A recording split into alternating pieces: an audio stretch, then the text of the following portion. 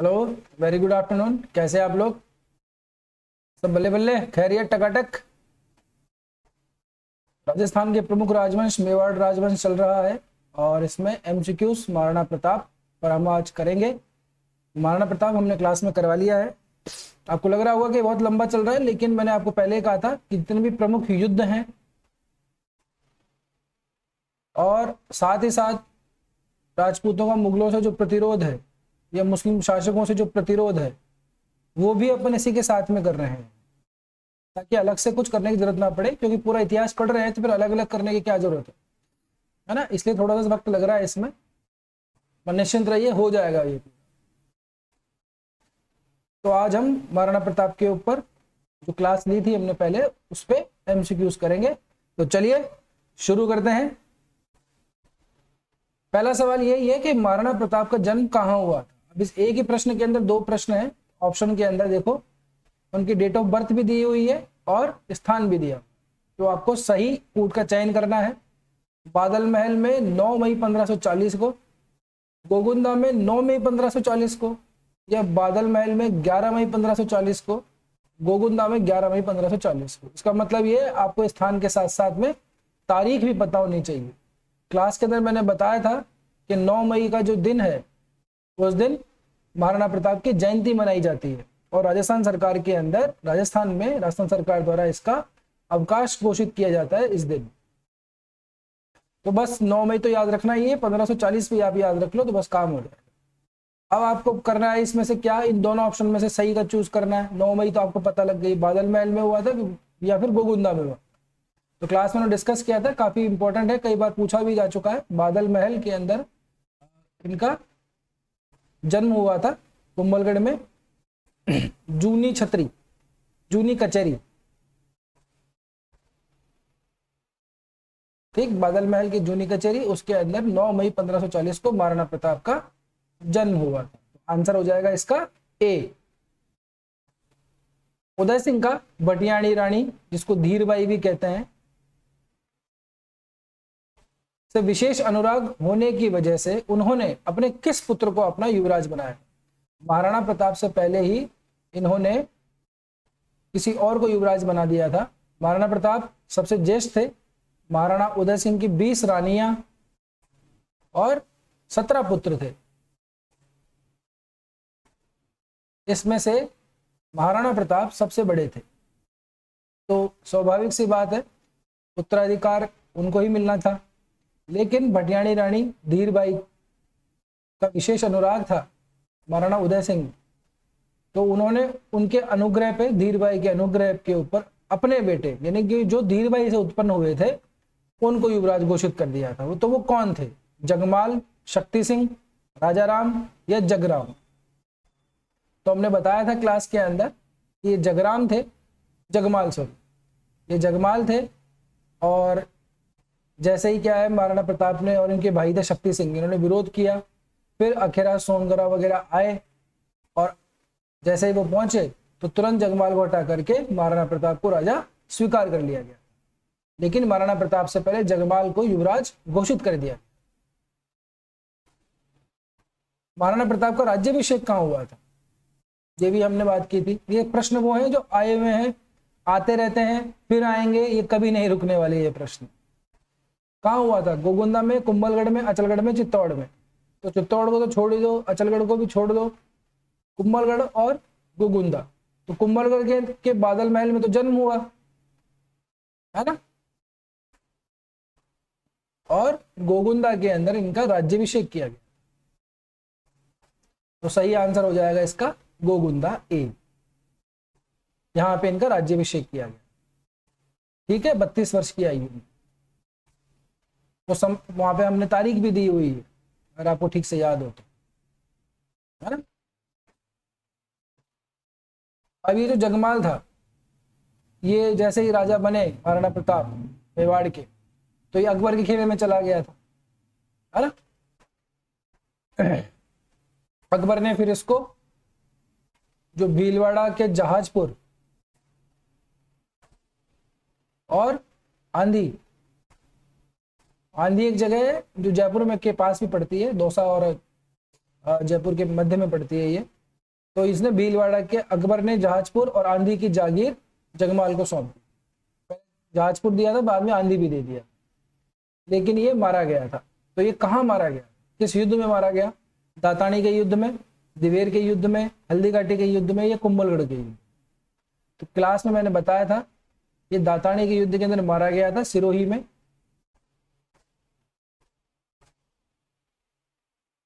1583 को। ठीक है, ध्यान रखना इसको। महाराणा प्रताप ने अपने कर्म और अपने नेतृत्व से भीलों को, सामंतों को इकट्ठा किया और इनको उच्च पद भी दिया ताकि इनके अंदर आत्मविश्वास बना रहे, अपने शासक के प्रति सम्मान और विश्वास दोनों बना रहे। तो महाराणा प्रताप ने भीलों को संगठित करने के लिए किसका नेतृत्व आवश्यक समझा, या किसके नेतृत्व के अंदर भीलों को संगठित किया? पूंजा भील, नेपा भील, राता भील या रोजा भील? ये बहुत इंपॉर्टेंट प्रश्न है, ये पूछा जा सकता है, क्योंकि अब बीच बीच में से उठ के जो थोड़े से और गहन जो तथ्य होते हैं वहां से प्रश्न पूछा जाता है। तो इसका आंसर है पूंजा भील। पूंजा भील के नेतृत्व में उन्होंने भीलों को संगठित किया, और ये पूंजा भील हल्दीघाटी के युद्ध में भी इनके साथ में था, इनको भी उच्च पद दिया गया था। अगला सवाल, अकबर के द्वारा महाराणा प्रताप के पास भेजे गए जो शिष्टमंडल थे उनका सही क्रम क्या है? 4 शिष्टमंडल भेजे थे, ठीक है। तो कौन कौन थे? सबसे पहले कौन आए, फिर उसके बाद कौन आए, फिर उसके बाद कौन आए, फिर उसके बाद, ये आपको बताना है। तो सबसे पहले किसको भेजा गया बताइए? ऑप्शन, जलाल खां, मान सिंह, भगवंत दास टोडरमल, जलाल खां, भगवंत दास, मान सिंह टोडरमल, मान सिंह, जलाल खां, भगवंत दास टोडरमल, जलाल खां, मान सिंह टोडरमल, भगवंत दास। किनको भेजा था? तो मैंने आपको इसका तरीका भी बताया था याद करने का, नोट्स में भी लिखा था। जमाने भर का डर, अकबर को था जमाने भर का डर, इसलिए उसने भेजे शिष्टमंडल। जैसे जलाल खां था, क्रम से ही याद करना था इसको, वैसे जमाने, माने, मां से, मान से, मान सिंह। वैसे भगवंत दास, अब जो बच गया वो टोडरमल ही बच गया, तो डर से टोडर, टोडरमल, ये क्रम है इनका। तो सबसे पहले जलाल खां आया। जलाल खां कब आया था? जलाल खां को भेजा गया था अगस्त में, अगस्त 1572 में। मान सिंह ये आए अप्रैल 1573 में। भगवंत दास ये आए अक्टूबर 1573 में, और टोडरमल ये आया दिसंबर 1573। आपको 1572 और 73 सन 2 ही याद करने हैं। 72 के अंदर एक महीना याद करना है अगस्त का, और 73 के अंदर याद करना है अगस्त, अक्टूबर और दिसंबर। ठीक है, 8, 10, 12, 8वां महीना, 10वां महीना, 12वां महीना। जमाने भर का डर, तो सही आंसर हो जाएगा ए। मान सिंह की महाराणा प्रताप से मुलाकात कहाँ हुई? जो दूसरा शिष्टमंडल आया था, मान सिंह संधि करने के लिए आया था, फिर महाराणा प्रताप ने अपनी स्थान पर कुंवर अमर सिंह को भेज दिया था। जब पूछा गया कि राणा जी क्यों नहीं आए, तो अमर सिंह ने कहा कि उनका स्वास्थ्य थोड़ा ठीक नहीं। तो मान सिंह समझ गया कि वो मुझसे मिलना नहीं चाहते, क्योंकि कच्छावों ने मुगलों से वैवाहिक संबंध स्थापित कर लिए। इस बात से वो चिढ़ गया और बिना भोजन के ही लौट गया। तो कई अलग अलग ग्रंथों के अंदर स्थान का नाम दिया गया है, एक आध ग्रंथों के अंदर कुछ और दिया गया है, लेकिन उसको माना नहीं जाता, माना उस एक ही जगह को जाता है। तो कौन सा है वो? उदय सागर में इनकी मुलाकात हुई थी, गोगुंदा में हुई थी, कुंभलगढ़ में हुई थी, या जयसमंद झील में? बताइए जरा। ठीक, उदय सागर में इनकी मुलाकात। ठीक है, महाराणा प्रताप स्वयं नहीं मिले थे, अमर सिंह को भेजा था। कुछ ग्रंथों के अंदर ऐसा लिखा हुआ है कि आराम से शिष्टता पूर्वक इनकी मुलाकात हुई, महाराणा ने विनम्रता पूर्वक मना कर दिया, इस तरह से। तो उदय सागर जगह का नाम ध्यान रखिए। हल्दीघाटी के युद्ध में महाराणा के युद्ध के मैदान से दूर जाने के बाद महाराणा के स्थान पर युद्ध का नेतृत्व किसने किया? जैसे आपको ध्यान हो तो सांगा, खानवा का जो युद्ध लड़ा गया था बाबर और सांगा के बीच में, उसमें खानवा के युद्ध के अंदर सांगा घायल हो गए थे, तो उनके स्थान के ऊपर सादड़ी के झाला अज्जा थे, उन्होंने मेवाड़ के जो राजचिन्ह है उनको ग्रहण किया और युद्ध का नेतृत्व किया। उससे पहले रतन सिंह थे, उनको सौंपा गया था लेकिन उन्होंने मना कर दिया। तो इसी युद्ध के अंदर ऐसा ही हुआ, महाराणा प्रताप जब चेतक की टांग कट गई तो फिर वो ज्यादा देर तक युद्ध नहीं कर पाए और थोड़े से दूर चले गए, उनको सुरक्षित निकाल लिया गया। तो उनके स्थान पर किसने युद्ध का नेतृत्व किया? तो झाला अज्जा तो होगा नहीं, ये झाला सज्जा भी नहीं है, सिंघा भी नहीं है, ये पहले हो चुके हैं सब। झाला सज्जा और झाला सिंघा ये उदय सिंह के समय थे, और जब आक्रमण हुआ था है ना बहादुर शाह का, तब समला समलू के इनको चले गए थे, है ना। रावत बाग सिंह के नेतृत्व के अंदर किलेदारी की गई थी और देन उसके बाद के अंदर शहीद हो गए थे। ठीक है, ध्यान आ रहा है कुछ? तो ये दोनों नहीं होंगे, झाला बीदा थे। झाला बीदा ने राजचिन्ह मेवाड़ के स्वीकार किए और युद्ध का नेतृत्व किया और वीर गति को प्राप्त। इन नामों को ध्यान रखिएगा, ये किसी संत महात्मा से कम नहीं है, ये लोग जिन्होंने अपनी मातृभूमि की रक्षा के लिए अपने प्राण न्यौछावर कर दिए और अधीनता को स्वीकार नहीं किया। हल्दी घाटी के युद्ध में फिर हाथियों का युद्ध भी होता है।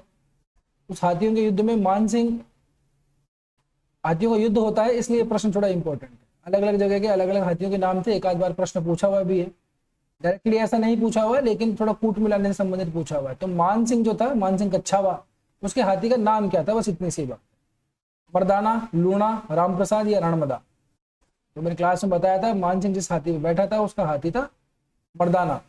लूणा और रामप्रसाद ये मेवाड़ी सेना की तरफ से थे और रणमदार मुगल सेना की तरफ से था। इसके अलावा गजमुक्ता भी था मुगल सेना का।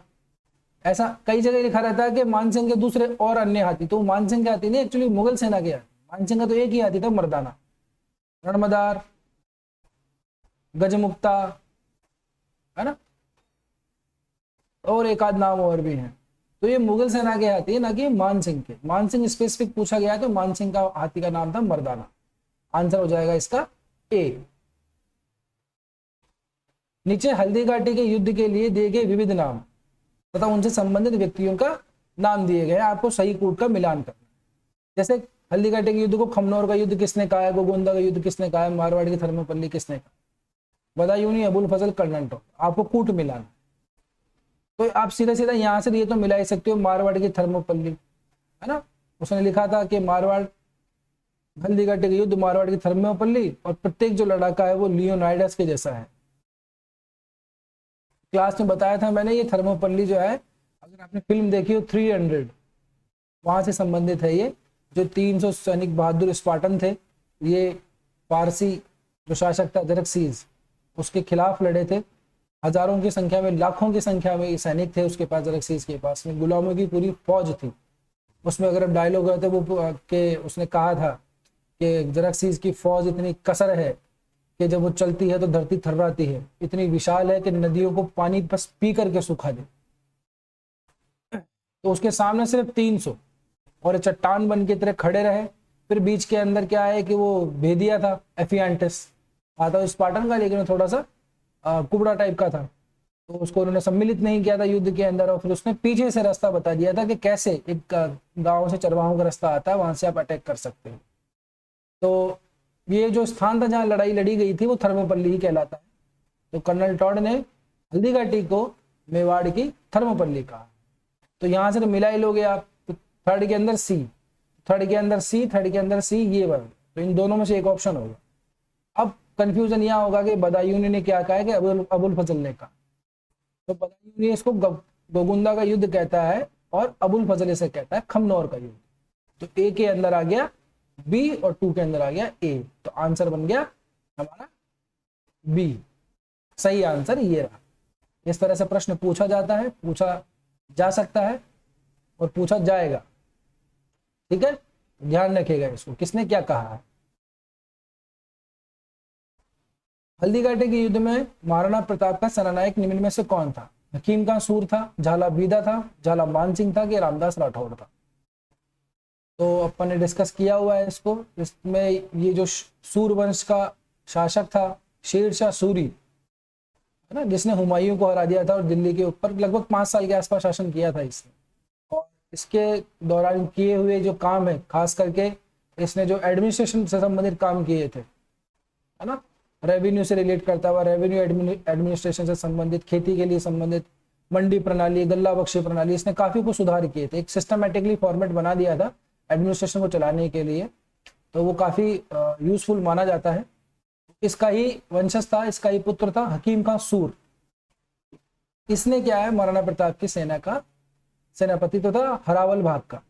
हरावल मतलब जो युद्ध लड़ा जाता है तो उसके अंदर होता है कि आगे इस तरह सैनिक रहेंगे, फिर यहाँ पे क्या घुड़सवार वगैरह रहेंगे, है ना, हाथी वगैरह रहेंगे, बीच में से राजा रहेगा, और इस तरह से जो अग्रभाग होता है हरावल का, इसका जो नेतृत्व किया था, सेनापतित्व जो किया था, वो हाकिम का सूर ने किया।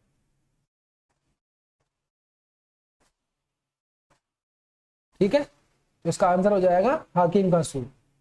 ठीक, पठान था ये। ठीक, चलो। हल्दीघाटी के युद्ध के बाद अकबर ने महाराणा को पकड़ने के लिए किसके नेतृत्व में शाही सेना भेजी?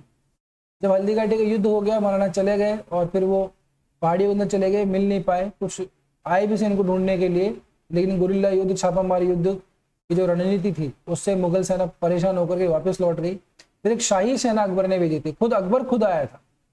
अकबर खुद रहा गोगुंदा के अंदर, उसने कुछ दिन रहा वो, और फिर वो चला गया और उसने एक शाही सेना भेजी थी इससे पहले। तो वो किसके नेतृत्व में भेजी थी? शाहबाज खान के नेतृत्व में, रहीम खान के नेतृत्व में, मेरीमा सुल्तान के नेतृत्व में, या गफ्फार खान के नेतृत्व? तो वो था शाहबाज खान।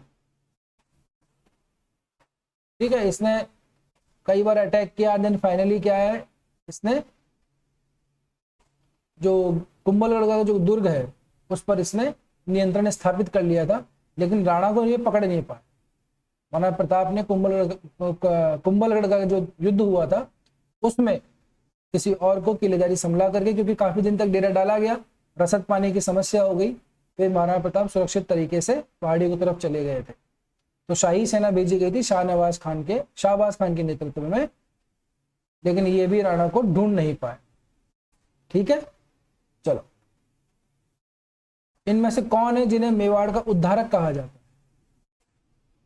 महाराणा प्रताप, महाराणा कुंभा, महाराणा सांगा या भामाशाह?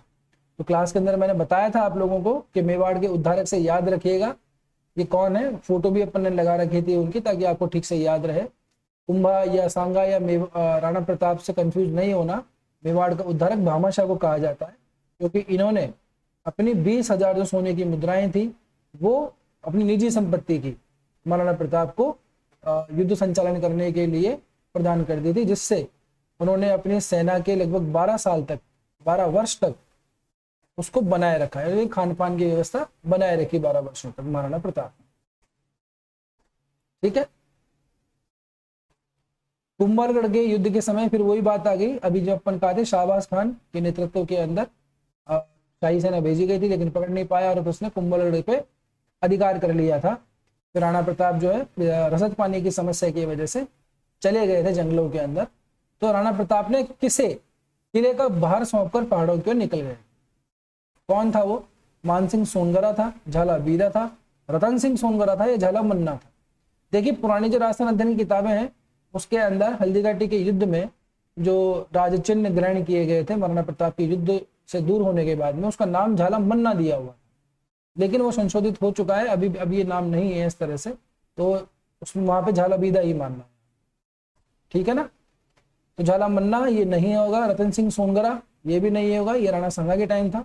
झाला बीदा हम देख चुके हैं, ये वीरगति को प्राप्त हो ही चुका था पहले। तो ये मानसिंह सोनगरा था। मानसिंह सोनगरा को किले की जिम्मेदारी सौंप करके, नेतृत्व सौंप करके महाराणा प्रताप कुंभलगढ़ के युद्ध में पहाड़ियों की तरफ चल गए थे। ठीक है, ध्यान रहेगा।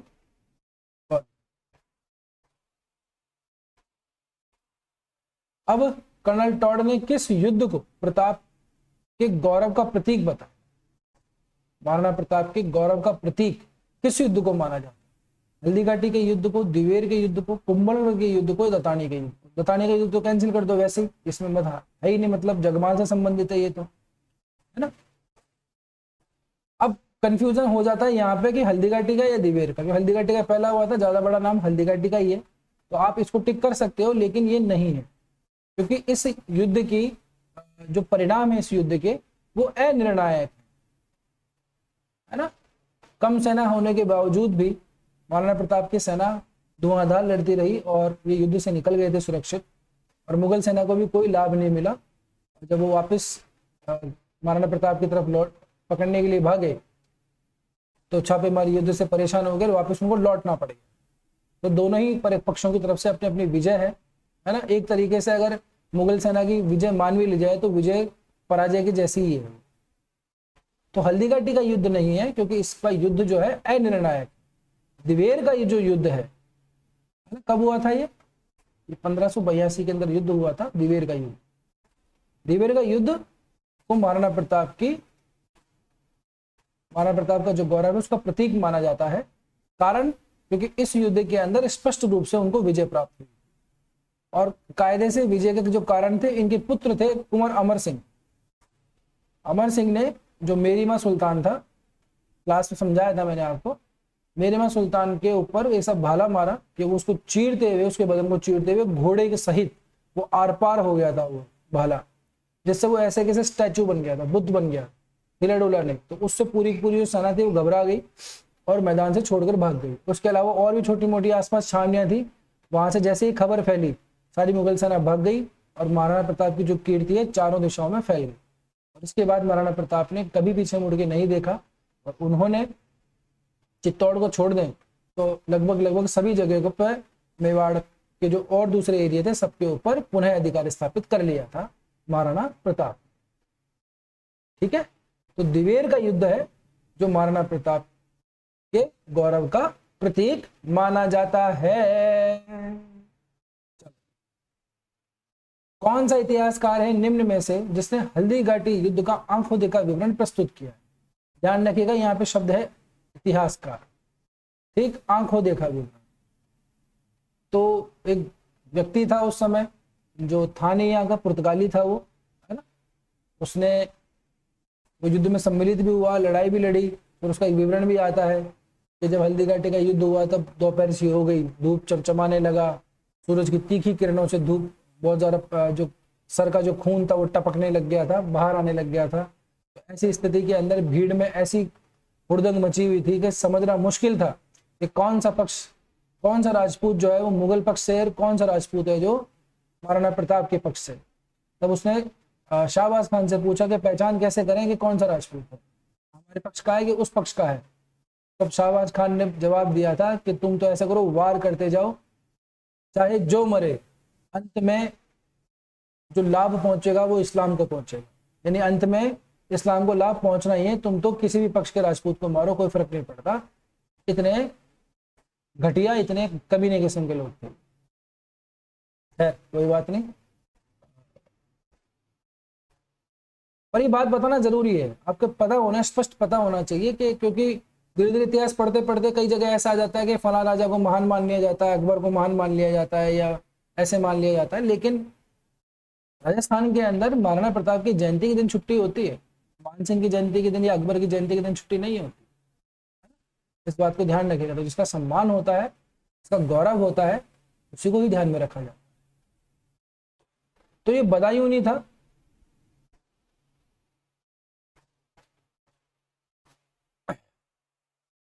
जिसने युद्ध का आंखों देखा विवरण प्रस्तुत किया, और इसकी जो पुस्तक है वो है मुंतखाब उत तवारीख, मुंतखाब उत तवारीख। इसके अंदर इसने युद्ध का आंखों देखा विवरण प्रस्तुत किया है ना। अबुल फजल, इसने पद्मावत चित्तौड़ के सागे के टाइम था, इसने जिस पुस्तक में विवरण दिया था अबुल फजल ने, वो थी खजाइन उल फुतूह। एक सेकंड,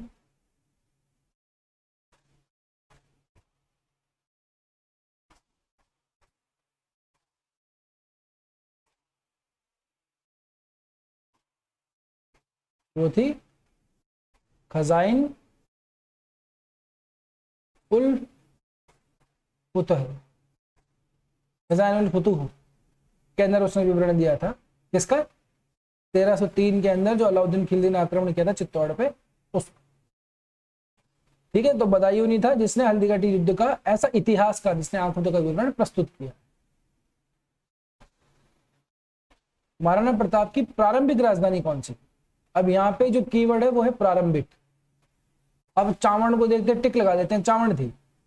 चावड़ बाद में राजधानी परिवर्तित की गई थी। प्रारंभ के अंदर वो कुंभलगढ़ से ही काम किया करते थे। कुंभलगढ़ जो है जो मेवाड़ है उसके जंगलों के अंदर है और पहाड़ी दुर्गों का एक मेरुदंड माना जाता है ना, रीढ़ की हड्डी, बैकबोन माना जाता था। तो यहाँ से उन्होंने नेतृत्व किया क्योंकि वो थोड़ा सा साइड लोकेशन पे था और जब मुगल सेना वगैरह कोई आती तो वो उस पर छापेमार तरीके से युद्ध कर सकते थे। तो प्रारंभिक राजधानी कुंभलगढ़ थी। बाद में उन्होंने चावड़ को राजधानी बनाया था जब कुंभलगढ़ के ऊपर भी अधिकार कर लिया गया। ठीक है, तो प्रारंभिक का ध्यान रखिएगा। प्रश्न ऐसा आ जाता है कि उन्होंने राजधानी किसको बनाया बाद में, तो वो चावड़ है। प्रारंभिक राजधानी कुंभलगढ़ है, दोबारा चावड़ को बनाया, तो 2 राजधानी बनाई थी। ठीक है,